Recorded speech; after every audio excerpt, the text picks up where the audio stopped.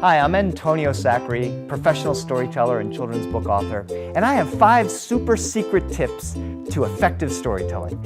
Anytime you're telling a story, if you use 1 or 2 of the elements that I'm going to share with you, your story is going to be better. I know this from experience. So, the 5 tips are this, and I'll give examples. The first one is repetition. The second is gesture. The third is effective use of silence. The fourth is sound effect. And the fifth is voice. Repetition happens in all great stories, even with They All Lived Happily Ever After, or The 3 Little Pigs. There's repetition inherent in that. So one of the stories that I have that has repetition is a story from one of my children's books called La Noche Buena. In the beginning, the aunties are chopping onions. So when I'm having the story with the repetition of the aunties chopping onions, I have all 5 of the aunties chopping onions. Her first auntie was chopping onions. Chop, chop, chop, chop, chop. The second was cutting onions as well. Chop, chop, chop, chop, chop. The third was chopping onions, but she was very old and she was chopping very slowly. Chop, chop. So you saw in the repetition that there was also gesture. Gesture for me is important. There's the gesture of me just using my hands, but there's also very specific gesture. Gestures can be as specific as chopping the onions, or it could be as the auntie is sweeping the stairs. And that comes from my book, A Mango in the Hand. So watch how I have the auntie using a gesture to make her character come to life as a storyteller.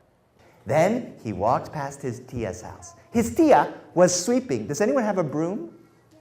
Broom? No broom? His tia had a broom and she was sweeping. Can you help her sweep? She was going, sweep, sweep, sweep. But she was sweeping with a little bit of a mean face on. Let's see that mean face.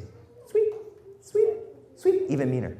Sweep, sweep, sweep. He said, hola tia. She said, me.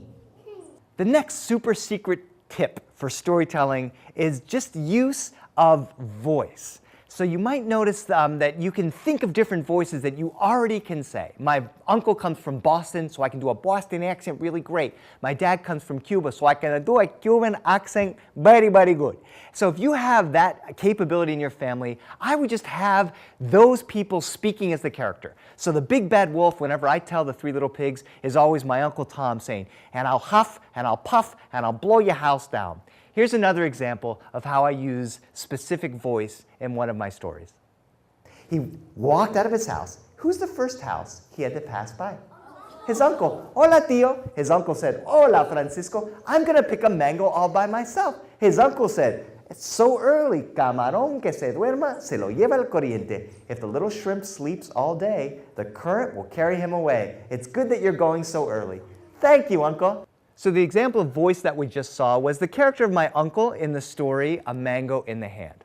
Now the next super secret tip to make your stories more effective is the use of sound effect. Now in my book, The Barking Mouse, the parents smooch. So let's take a look at what that looks like live in performance. Mama and Papa Mouse, they said, you kids go play. We're gonna stay here and smooch. The brother and sister said, ew, y fueron a jugar. They went and played all kinds of games. And so the use of sound effect can make your audiences very excited about the stories that you're telling. Think of sound effects that you already use, or steal them from cartoons you watched as a kid. These will add humor and excitement to your storytelling. And the last super secret tip that Antonio Sacre, me, is going to tell you is the effective use of silence. And here's an example of that. The third was chopping onions, but she was very old and she was chopping very slowly. Chop, chop. The fourth was even older. Chop,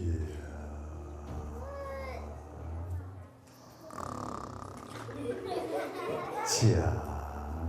So you saw how I had the auntie pause for a long time. That silence helped build excitement. You can add that to any of your stories as well. Any stories that you're working on, if you use my stories, these techniques are built into the writing of the stories. I built in those 5 techniques: gesture, repetition, silence, voice, and sound effects into nearly every page of the story. And when I tell the story, it really makes it come to life, makes it leap off of the page.